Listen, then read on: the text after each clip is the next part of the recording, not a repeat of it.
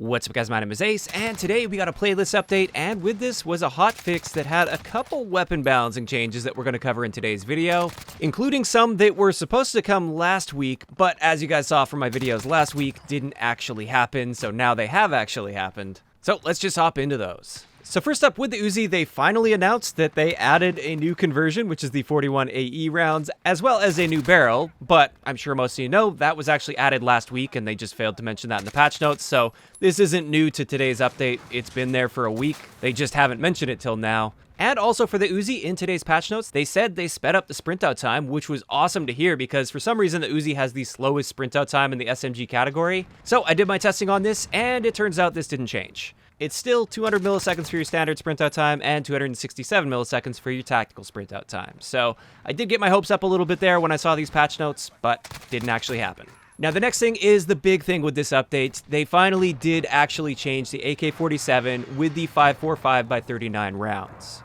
So this is something last week they mentioned they adjusted the damage and some of the ranges as well for this. But after my testing last week, it was pretty obvious that nothing at all changed. This has actually changed now with this update, and it was a pretty noticeable change here as well. So let's just have a look at the damage values before we look at the ranges. And you can see pre-patch, it was a 4 to 5 shot kill if you're shooting them in the lower torso or limbs, but if you hit them in the upper torso, it was always going to be a 4-shot kill. Post-patch, they've now added a guaranteed 3-shot kill potential, so it doesn't matter where you hit them, you're going to be dealing 34 damage, so a 3-shot kill. Then the second damage range they added there will allow you to still get a 3-shot kill to the upper torso and up, whereas you won't get that 3-shot kill if you're hitting them in the lower torso or limbs. On top of that, they added another damage range, which is the 25 base damage range, so it's a guaranteed 4-shot kill no matter where you shoot them. And then finally, we have the same minimum damage value, so it's going to be a 5-shot kill if you're shooting them in the lower torso or limbs, or still a 4-shot kill if you're hitting those upper torso shots. The headshot damage multiplier remained exactly the same, but it's worth noting that now, within the first 2 damage ranges, you can get a 2-shot headshot kill with the AK-47 with the 5.45 conversion on it.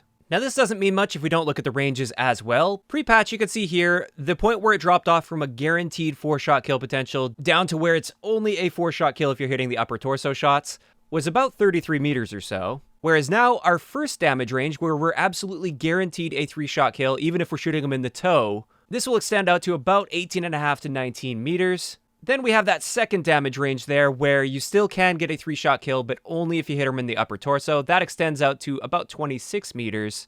Then after that, there's a very short range where we're guaranteed our 4-shot kill range. And that extends out to about 33 meters, and then after that, it's the same as it was before, where you can only get that 4-shot kill if you're hitting the upper torso shots, and that's everything beyond 33 meters. It's also worth noting the time to kill potential now is 174 milliseconds if you're getting that 3-shot kill, so now this is actually competitive with the SMGs in the game up close, and I would say it definitely gives this conversion a viable place in the game post-patch. Pre-patch, it was absolutely terrible, and I would never recommend using it. Now, it's not a horrible choice.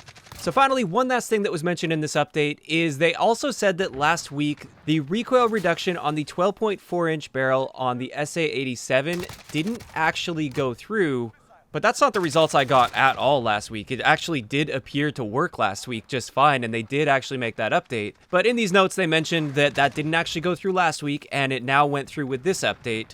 So I did another test, put them side by side, compared to my results from last week since they said it didn't change. And as you can see here, it definitely changed last week. It's exactly the same now as it was last week. So again, I don't really know what happened there communication-wise, but it did actually go through last week, unlike what they say in these patch notes. In either case, you do get amazing recoil properties with this. So it's not like I'm saying this is a bad thing by any means. It's just a little bit confusing with these patch notes. Now, aside from that, in today's update, this was just a playlist update, so they shifted things around a little bit. They did bring Shoot the Ship back in place of Dirty Old Houseboat, which I think a lot of people are going to like, because at least for a lot of the people I've talked to, they really don't like playing Rust nearly as much as Shoot House or Shipment. Also, regular 3v3 gunfight has come back. 1v1 me bro has also come back. And this one is on all gunfight maps, and it includes an always-on UAV and the ability to hear enemy players speaking, so if they're yelling, "I'm reloading" and stuff, which I think is great for a 1v1 situation at least. Also, something I was really looking forward to last week, but then was really disappointed about, was Boots on the Ground War. They've now made it this week, so it's not realism rule set. It's the regular ground war mode without tanks, which I'm really looking forward to hopping in and giving that a shot. On top of that, they did remove Giant Infection from the playlist. And with that, that pretty much covers it for today's update. I'd like to know in the comment section below, what do you guys think about these changes? Particularly the changes to the conversion kit for the AK-47. Do you like that change, or do you think it was fine just how it was before? Just let me know those thoughts in the comment section down below. If you enjoyed the video, a like rating is always appreciated, and don't forget to subscribe for more if you haven't already. I'll talk to you guys next time.